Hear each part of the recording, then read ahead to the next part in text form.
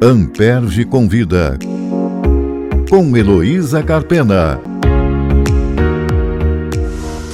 Amperge Convida é um programa sobre o Ministério Público do Rio de Janeiro, suas histórias e seus personagens, e é destinado não apenas àqueles diretamente envolvidos com a instituição, promotores, procuradores e servidores, mas a toda a sociedade que ele representa.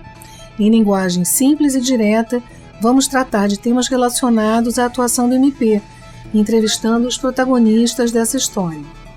Eu sou Heloísa Carpena e convido todos a acompanhar esse podcast. Um novo episódio está disponível toda terça-feira nos tocadores de podcasts e nos sites da Rádio Roquete Pinto e da Amperge, www.amperge.org. Hoje vamos tratar de um tema que se identifica totalmente com o Ministério Público, pois é uma de suas funções institucionais mais importantes, a proteção dos direitos do consumidor. Para falar desse assunto, vamos conversar hoje com a promotora Cristiane Cavassa Freire, que é promotora de justiça do MPRJ e coordenadora do Centro de Apoio às Promotorias do Consumidor. Boa tarde, Cristiane. Obrigada por aceitar o nosso convite. Nós vamos começar falando sobre um projeto que me é muito caro, o Consumidor Vencedor. O projeto, como você vai se lembrar, é de 2010. E depois de implantado no Rio de Janeiro, foi expandido para os Ministérios Públicos de todo o Brasil. Foi premiado pelo CNMP, Conselho Nacional do Ministério Público, e foi adquirindo outras funcionalidades que não foram pensadas inicialmente, né? E ele existe até hoje, já tem 13 anos. Então eu quero começar a conversar com você para saber como está o Consumidor Vencedor hoje. Boa tarde, Luísa. Bom, o Consumidor Vencedor ele foi pensado para o Ministério Público do Rio de Janeiro e para os consumidores do Rio de Janeiro. Inicialmente, a gente queria dar informações para os consumidores do Rio de Janeiro sobre a atuação do Ministério Público. Então, aquelas vitórias obtidas na defesa do consumidor, as decisões judiciais, os termos de ajustamento de conduta, que são os acordos feitos com os fornecedores, né?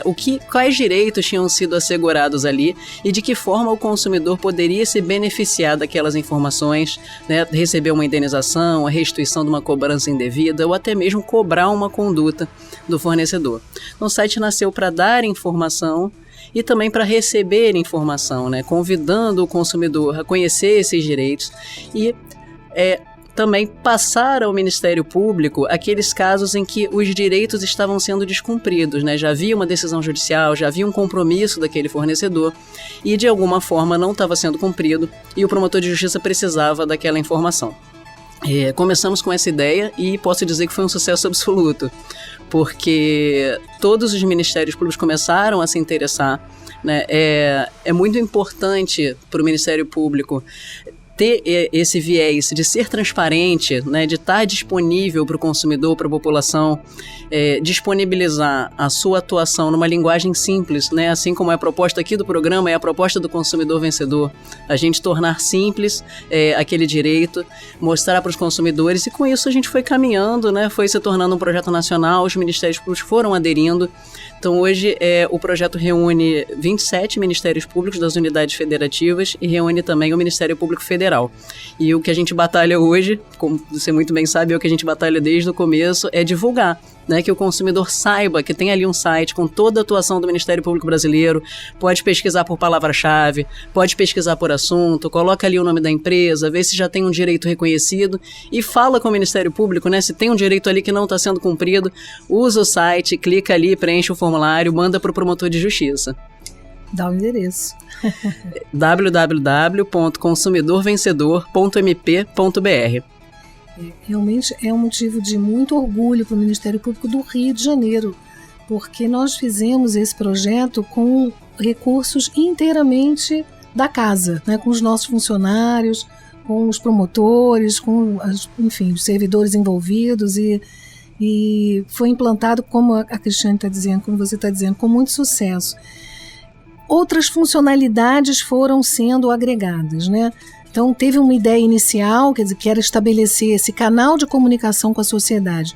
É quase uma prestação de contas, né, do trabalho que os promotores fazem e estreitar, aproximar realmente os interessados, aqueles que são beneficiados, né, pelas decisões, que muitas vezes não tomavam conhecimento, que o processo durava anos, né, e então até mesmo a pessoa que trouxe a denúncia perdia contato com aquilo, não sabia mais o resultado, então preencheu essa lacuna, né? Mas aí com o tempo foram agregando, foram surgindo também outras demandas e foram sendo agregadas outras funcionalidades. E como você disse muito bem, o Ministério Público do Brasil abraçou, né, esse projeto e na prática foi criado um banco de dados nacional com todas as ações coletivas. E esse é um tema, não é, muito atual, porque nós sabemos que foi julgado recentemente pelo Supremo Tribunal Federal, né, é o tema 1075, reconhecendo a inconstitucionalidade do artigo 16, conforme a modificação legislativa, quer dizer, restaurando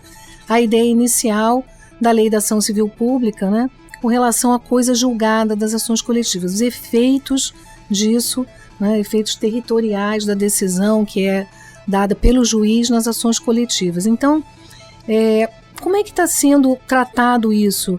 Como há muitas empresas, né, que atuam nacionalmente, vendendo seus produtos e serviços, é possível, e a gente sabe que acontece na prática, que mais de um promotor, às vezes em diferentes unidades da federação, tome providências contra aquela mesma empresa em razão dos mesmos fatos.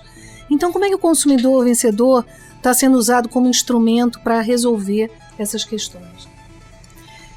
Na verdade, como já foi muito bem colocado, ele começou para o consumidor e hoje em dia ele também é um grande banco de dados nacional de ações civis públicas, termo de ajustamento de conduta e voltado também para os promotores de justiça. Né? O promotor de justiça hoje, que ele recebe uma notícia de uma questão que é nacional, obviamente não se restringe àquele estado onde ele atua, ele pode ir no consumidor vencedor, digitar o nome da empresa e verificar se já há uma ação civil pública por qualquer outro Ministério Público, né, que participa. E como a gente tem esse caráter nacional, ele é um banco de dados bastante eficiente.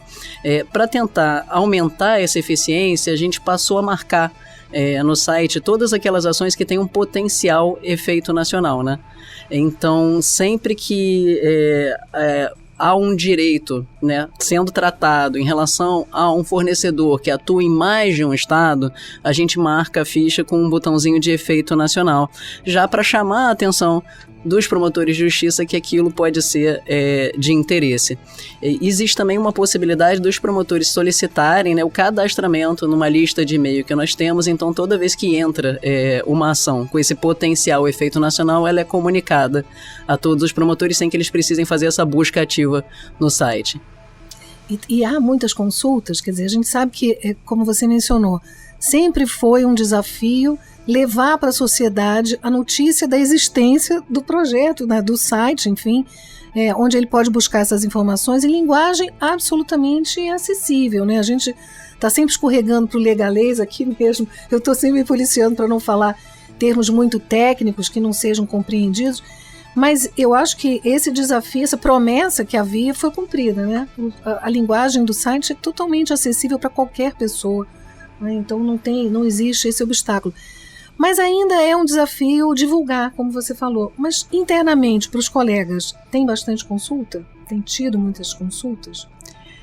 Olha, às vezes a gente enfrenta o desafio até internamente, né? Obviamente, a gente, como é um site já bastante antigo, muitos colegas conhecem o consumidor vencedor, mas é um desafio constante, né? Porque temos vários colegas novos entrando, né? E em relação aos outros ministérios públicos também, conscientizar os colegas antigos, os colegas novos. Então, a gente precisa constantemente estar falando sobre o consumidor vencedor, estar relembrando sobre a importância do projeto, para que todos possam utilizar, né? E o promotor de justiça também entender como uma ferramenta de trabalho, para evitar que ele vá atuar em algo que já tem uma ação civil pública, né? Que às vezes já tem um termo de ajustamento de conduta, e até da importância de aproveitar o site para os casos semelhantes, né? Uma das funcionalidades que a gente colocou depois foi aquele botãozinho teve o mesmo problema com outra empresa, né? E o que acontece? E aí o exemplo que motivou isso foi um termo de ajustamento de conduta com as Casas Bahia, né? Se comprometia a cumprir uma lei estadual aqui do Rio de fazer a entrega por turnos, né? Não aquele famoso horário comercial, mas em turno, manhã, tarde. E a gente começou a perceber que às vezes as pessoas queriam reclamar que uma outra loja, sei lá, loja americana, qualquer outro fornecedor, não estava cumprindo, né? Mas pelo site só havia aquele fornecedor que já tinha ajustado a conduta. Então por que não colocar teve o mesmo problema com outra empresa e a pessoa poder fazer essa reclamação? E aí vem o gancho com a importância para o promotor de justiça. Às vezes ele está com um problema que não tem uma ação civil pública específica sobre aquilo, mas tem uma ação civil pública sobre o mesmo problema contra outro fornecedor. E às vezes já tem uma decisão judicial, já tem ali um precedente para ele utilizar no caso dele, já tem um termo de ajustamento de conduta que foi firmado para ele mostrar ao outro fornecedor. Isso com certeza vai ajudar no dia a dia do promotor de justiça. Com certeza. Eu acho que para os promotores é muito útil e eu tenho certeza que é muito utilizado. Agora, explica para a população, né, para a sociedade de uma maneira geral, que o Ministério Público não cuida de questões individuais, né? Você citou aqui o exemplo das Casas Bahia. Então, é possível que um consumidor tenha mandado pela ouvidoria, né, do MPRJ a reclamação com dados, com documentos e aquele caso vai para um promotor de justiça que identifica ali uma repercussão, um efeito coletivo. A coordenação também atua no sentido de contribuir para a identificação desses casos? Como é que funciona isso? A gente sempre busca orientar os consumidores de que toda reclamação que chega ao Ministério Público, ela vai ser tratada de forma coletiva, né? O Ministério Público ele não vai atuar na defesa de um único consumidor. É preciso que haja ali uma lesão à coletividade de consumidores. Então, tudo que chega e é aparentemente individual, poderia não ser caso de atuação. Então, o que o Centro de Apoio trabalha para ajudar os promotores nessa identificação? Porque às vezes a repetição daquela lesão vai demonstrar que o problema é coletivo. Por exemplo, a pessoa reclama que comprou num determinado site e não recebeu o celular que ela comprou. Aparentemente é um problema individual, né? Mas se a gente começa a pesquisar em outros bancos de dados de reclamações, a gente vai verificando que tem um caráter coletivo porque todas as pessoas que compraram naquele site não receberam o seu produto, né? Então seria um caso de atuação do Ministério Público. E o que o Centro de Apoio faz para ajudar o promotor de justiça nessa identificação e evitar que o Ministério Público deixa de atuar porque parecia individual e a gente não conseguiu enxergar que era um problema coletivo. Então, toda vez que chega uma notícia individual, o promotor envia essa notícia para o Centro de Apoio e nós vamos fazer uma pesquisa na internet, em nossos bancos de dados. Então, a gente verifica o consumidor.gov.br, que é uma plataforma de reclamações do Ministério da Justiça. A gente verifica sites privados de reclamações, a gente vai olhar Reclame Aqui, a gente vai olhar redes sociais, vai verificar se aquela reclamação ela se multiplica em outros bancos de dados, né, e não tinha chegado ao Ministério Público. E a gente retorna esse resultado ao promotor. A gente já realizou cerca de 1.000 pesquisas, né, e com satisfação que eu digo que assim, mais de 300 casos nós conseguimos demonstrar que aquela reclamação que parecia individual era coletiva. E eu particularmente acho isso muito importante porque o Ministério Público não é o primeiro canal de reclamação do consumidor, né? A pessoa tem um problema de consumidor, o produto não chegou, normalmente não se pensa, puxa, eu vou lá reclamar no Ministério Público, né? Vai pensar, eu vou reclamar no Procon, ou eu vou reclamar até nas redes sociais, né? Vou fazer minha reclamação, mas o Ministério Público não é o primeiro ali que a pessoa imagina como um órgão destinatário dessa reclamação. Então é muito importante que a gente ativamente busque identificar esses problemas coletivos e robustecer a atuação do Ministério Público. Eu ia te pedir para dar um exemplo, mas são tantos casos, né? Você disse 1.000, será que você lembra de algum assim mais marcante? Que tenha acontecido essa identificação do caráter coletivo e que não foi percebida inicialmente? Olha, agora é a pergunta da pegadinha, né? É difícil me recordar de um específico, mas são casos como esse que eu citei do celular, né? Que aparentemente é algo individual e a gente acaba verificando que, embora não tenham chegado ao Ministério Público essas reclamações, os outros bancos de dados têm inúmeras reclamações sobre o mesmo problema. Mas acho que, não sei qual é a tua percepção, quero te ouvir sobre isso. Hoje, né, passados 13 anos de consumidor vencedor, 35 anos de Constituição Federal, já há uma identificação maior, né, do Ministério Público como destinatário desses problemas, você não acha? Eu acho que há, mas ainda acho que não é o primeiro órgão que o consumidor pensa em reclamar quando ele teve um problema. Eu acho que isso a gente ainda tem que batalhar um pouco para demonstrar esse viés do Ministério Público de proteção ao consumidor. Eu acho que a gente ainda tem um caminho a percorrer, apesar de tudo isso, apesar do consumidor vencedor, da Constituição, das funções do Ministério Público, da batalha dos colegas, né? A gente vê muita divulgação de determinadas ações civis públicas, né?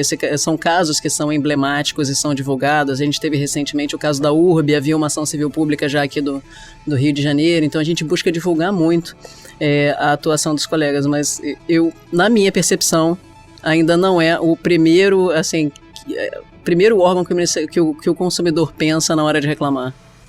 Pois é, curioso isso. Eu acho que não se compreende muito bem o nosso papel, né? Eu acho que inicialmente até os próprios promotores não entendiam bem isso. Eu que vivi os primeiros anos, né, da proteção coletiva aqui mesmo nesse prédio da defesa do consumidor, recebíamos muitos casos individuais e muitas vezes as pessoas se frustravam porque diziam, mas não é aqui que resolve? Não é aqui, tem que ir para o PROCON, é uma porta aqui ao lado. Agora não é tão perto, né, mas pela internet é possível reclamar.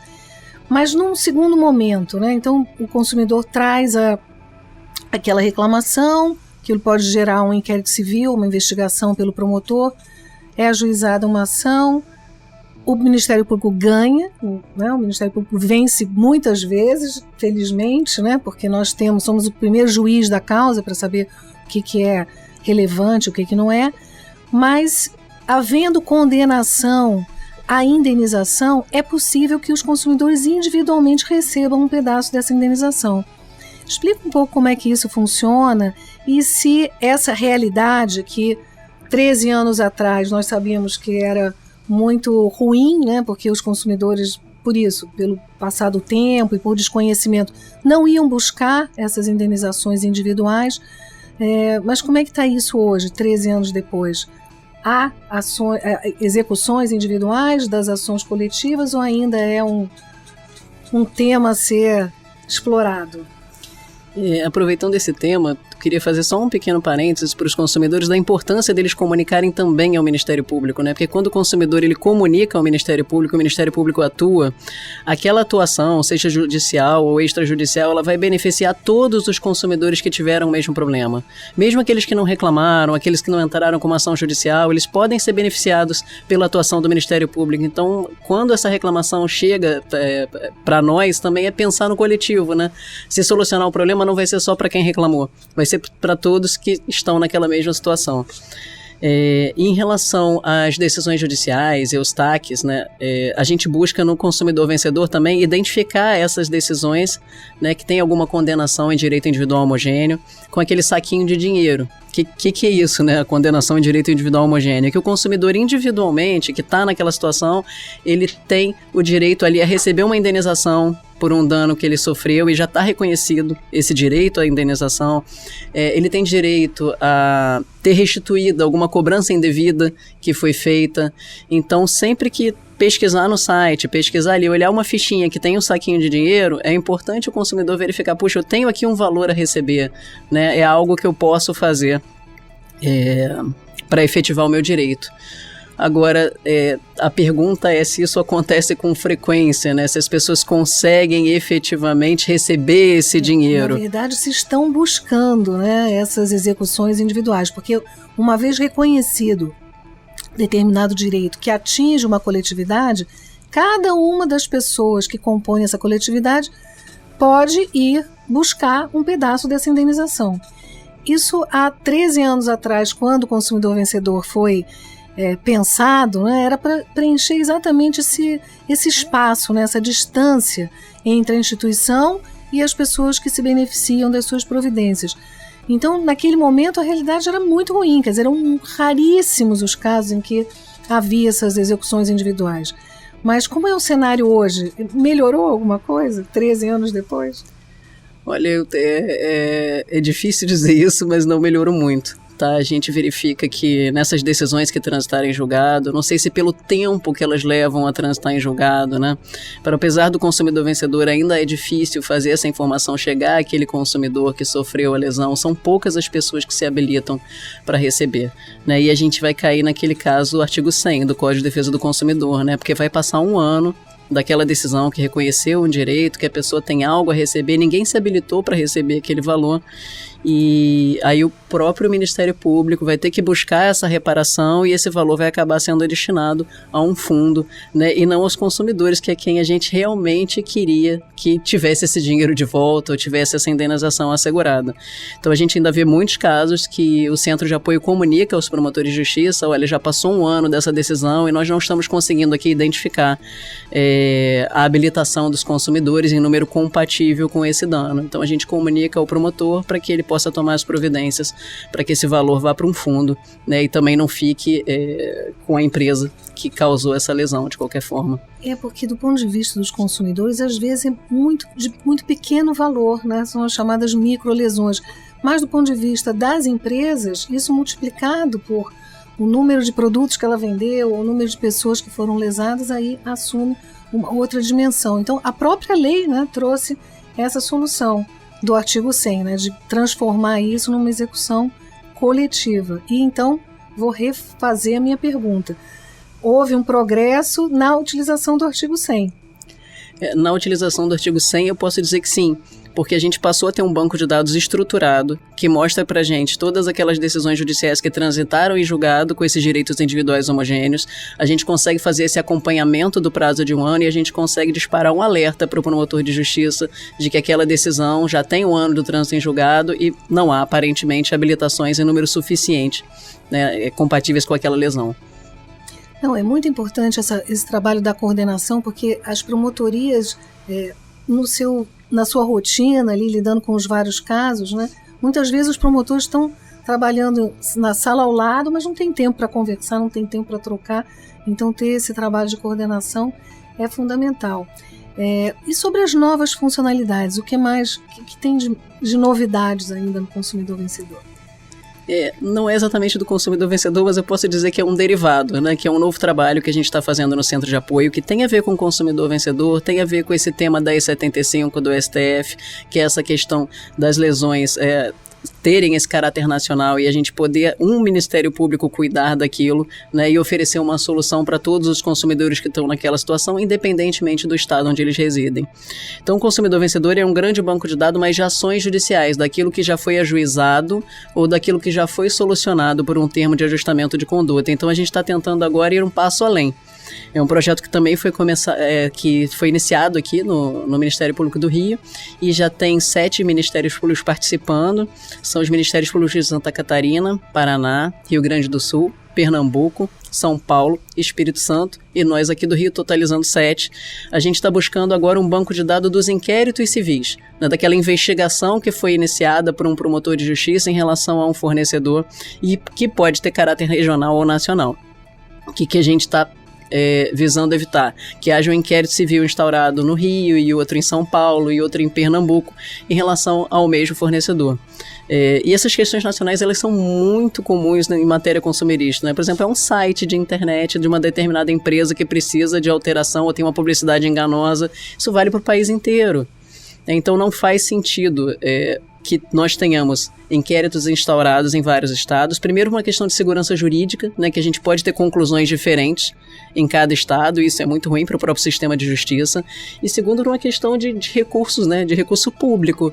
Faz sentido que vários promotores de justiça estejam atuando no mesmo problema, quando a solução final desse inquérito vai ser uma ação civil pública, vai ser um TAC, ela pode ter efeito nacional e beneficiar todo mundo?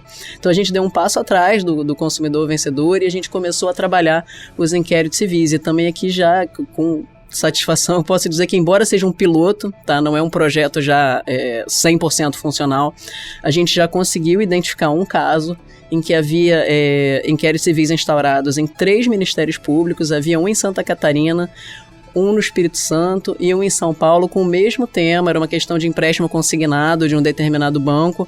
E conseguimos fazer uma reunião com os promotores de justiça e eles verificaram que era o mesmo objeto e concordaram em mandar todo esse material para o promotor de Santa Catarina, que foi o que primeiro instaurou o inquérito, né? E o interessante é que também a gente consegue fortalecer a atuação do promotor de Santa Catarina, né? Porque agora ele tem informações assim da dimensão daquele dano. Aquele é nacional, já havia outros ministérios públicos investigando. E a gente também concentra ali e permite que os outros ministérios públicos atuem em outras questões tão relevantes quanto. Sem dúvida. E essa era uma reclamação das próprias empresas, né, que muitas vezes tinham que responder intimações dos promotores pelo Brasil inteiro em razão do mesmo fato. Para fechar, então, a nossa entrevista, eu queria te pedir uma avaliação, uma coisa subjetiva, mas de qualquer maneira você tem muita experiência e vivência, né, nessa área.